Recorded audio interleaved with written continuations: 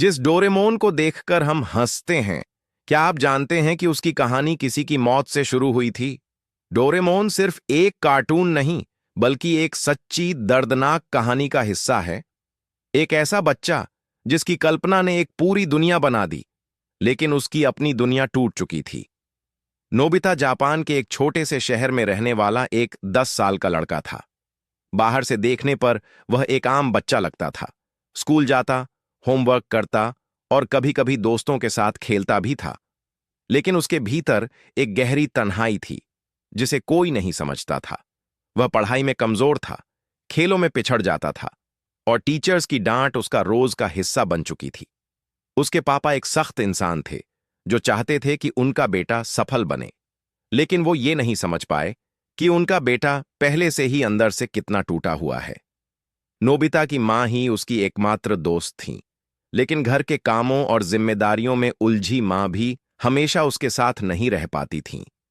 Nobita अक्सर अकेले कमरे में बैठा रोता था, दीवारों से बातें करता था और अपनी कल्पनाओं में एक ऐसा दोस्त ढूंढता था जो उसे समझ सके। एक दिन स्कूल से लौटते समय नोबिता को एक गली में एक छोटी सी बिल्ली मिली। वह ठंडी सड़क पर कांप रही थी, भूखी थी और डरी हुई थी। नोबिता ने उसे गोद में उठाया और पहली बार उसके चेहरे पर एक सच्ची मुस्कान आई। वह बिल्ली उसके लिए सिर्फ एक जानवर नहीं थी, वह उसकी तन्हाई का जवाब थी। जब नोबिता उसे घर लाया, तो मां ने पहले मना कर दिया। घर में जानवर नहीं रखेंगे, उन्होंने सख्ती से कहा। लेकिन जब उन्होंने नोबिता की आंखों में चमक देखी, वो चमक जो उन्होंने महीनों बाद देखी थी, तो उनका दिल पिघल गया। नोबिता ने उस बिल्ली का नाम रखा डोरेमोन। शायद उसे ये नाम अच्छा लगा, क्योंकि वह जापानी में डोरा का मतलब होता है भटकने वाला, और एमोन एक पुराना नाम है जो अक्सर लड़कों के नाम में जुड़ता है। अब डोरेमोन उसकी जिंदगी का हिस्सा बन गई थी। वह उसके साथ खेलता, बातें करता, उसे कहानियां सुनाता। डोरेमोन उसकी हर बात चुपचाप सुनती, जैसे वह सब समझती हो। स्कूल में अब भी नोबिता को तंग किया जाता था। तू तो कुछ नहीं कर सकता, हर बार फेल होता है, तू तो रोने वाला बच्चा है। लेकिन अब फर्क ये था कि घर लौटते ही डोरेमोन उसका इंतजार करती थी। वह उसके आंसू चाटती, उसके पास बैठती और उसकी गोद में सो जाती। नोबिता को पहली बार लगा कि कोई है जो उसे बिना शर्त प्यार करता है। कभी कभी हम सोचते हैं कि बच्चों की दुनिया आसान होती है, लेकिन सच्चाई ये है कि उनके दर्द, उनकी तन्हाई और उनकी कल्पनाएं, सब कुछ उतना ही गहरा होता है जितना किसी बड़े इंसान का। नोबिता और डोरेमोन अब एक दूसरे के बिना अधूरे थे। सुबह उठते ही सबसे पहले वह डोरेमोन को गुड मॉर्निंग कहता और रात को सोने से पहले उसे अपनी दिन भर की बातें सुनाता। डोरेमोन उसके साथ पार्क जाता, स्कूल के बाहर इंतजार करता और जब नोबिता उदास होता तो उसकी गोद में आकर बैठ जाता। नोबिता को लगता था कि डोरेमोन उसकी हर बात समझती है, बिना कुछ कहे। एक बार नोबिता स्कूल में बहुत बुरी तरह डांटा गया। वह रोते हुए घर आया और डोरेमोन को गले लगाकर बोला, तू ही है जो मुझे समझती है। सब कहते हैं मैं बेकार हूं, लेकिन तू कभी नहीं कहती। डोरेमोन ने उसकी आंखें चाटीं और उसकी गोद में सो गई। उस दिन नोबिता ने पहली बार डायरी में लिखा, अगर कोई मेरी जिंदगी पर कहानी बनाए तो उसमें डोरेमोन जरूर होना चाहिए। एक दिन नोबिता ने सोचा कि वह डोरेमोन को अपने दोस्तों से मिलवाएगा। देखो, मेरे पास भी एक दोस्त है, वह गर्व से कहता। वह डोरेमोन को लेकर बाहर निकला। रास्ते में डोरेमोन अचानक उसके हाथ से छूटकर दौड़ने लगी। नोबिता हंसते हुए उसके पीछे भागा, लेकिन तभी एक तेज रफ्तार कार आई और डोरेमोन को टक्कर मार दी। सब कुछ एक पल में खत्म हो गया। नोबिता की आंखों के सामने उसका सबसे प्यारा दोस्त, उसकी दुनिया, सड़क पर तड़पते हुए दम तोड़ गया। नोबिता ने डोरेमोन को अपनी गोद में उठाया, लेकिन वह अब हिल नहीं रही थी। उसकी मां दौड़ती हुई आई, लेकिन बहुत देर हो चुकी थी। बेटा, मैं तुम्हारे लिए नई बिल्ली ला दूंगी। लेकिन नोबिता ने साफ मना कर दिया। मां, डोरेमोन कोई खिलौना नहीं थी, वो मेरी दोस्त थी। उस दिन के बाद नोबिता ने बोलना बंद कर दिया। वह स्कूल नहीं गया, खाना नहीं खाया और किसी से बात नहीं की। धीरे धीरे उसकी हालत बिगड़ने लगी। वह दीवारों से बातें करता, हवा में किसी को देखकर मुस्कुराता और कहता, डोरेमोन ने मुझे नया गैजेट दिया है।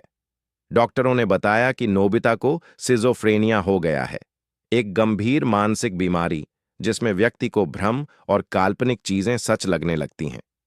नोबिता को मानसिक अस्पताल में भर्ती कराया गया। 6 महीने तक उसका इलाज चला, दवाइयां, काउंसलिंग और थेरेपी। डॉक्टरों ने कोशिश की कि वह सच्चाई को स्वीकार करे, लेकिन नोबिता की दुनिया अब कल्पना में बस चुकी थी। वह कहता, डोरेमोन मेरे पास है, वो मुझे टाइम मशीन दिखा रहा है, हम भविष्य में जा रहे हैं।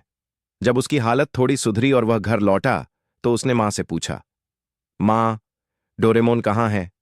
मां चुप रहीं, फिर धीरे से बोलीं, बेटा, डोरेमोन तो मर चुकी है। ये शब्द नोबिता के दिल को चीर गए। वह चुपचाप कमरे में चला गया और फिर कभी किसी से बात नहीं की। कभी कभी एक मासूम कल्पना, एक टूटा हुआ रिश्ता और एक प्यारा दोस्त किसी की पूरी जिंदगी को बदल सकता है।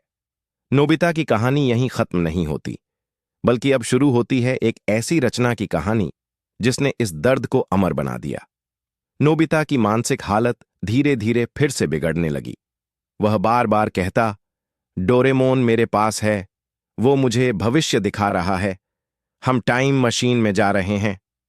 मां और डॉक्टरों ने बहुत कोशिश की, लेकिन नोबिता की कल्पना अब उसकी हकीकत बन चुकी थी।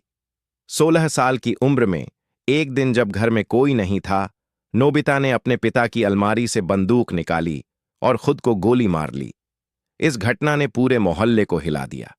लेकिन एक व्यक्ति था जिसने इस कहानी को सिर्फ एक दुखद घटना नहीं माना, बल्कि एक कहानी के रूप में देखा जिसे दुनिया को जानना चाहिए। उनका नाम था फुजिको एफ फुजियो, जापान के एक प्रसिद्ध कार्टूनिस्ट। वह नोबिता के पड़ोसी थे और अक्सर उसे डोरेमोन के साथ खेलते हुए देखा करते थे। जब उन्होंने नोबिता की मौत की खबर सुनी तो वह टूट गए। उन्होंने कहा, मैं इस बच्चे की कल्पना को मरने नहीं दूंगा, मैं उसे अमर करूंगा। फुजिको एफ फुजियो ने 1969 में एक नई सीरीज पर काम शुरू किया, एक ऐसा रोबोट जो भविष्य से आता है, एक बच्चे की मदद करता है और उसके जीवन को बदल देता है। उन्होंने उस बच्चे का नाम रखा नोबिता नोबी और उस रोबोट का नाम डोराएमोन डोरेमोन। अब एक बिल्ली नहीं, बल्कि एक रोबोटिक बिल्ली बन चुका था, जो भविष्य से आया था और जिसके पास अनगिनत गैजेट्स थे। डोरेमोन सीरीज के मुख्य किरदार थे। डोरेमोन कल्पना, सहारा और सुरक्षा का प्रतीक। उसके गैजेट्स वो समाधान हैं जो नोबिता को असल जिंदगी में कभी नहीं मिले। टाइम मशीन, नोबिता की वो इच्छा कि वह अतीत या भविष्य में जाकर अपनी जिंदगी बदल सके।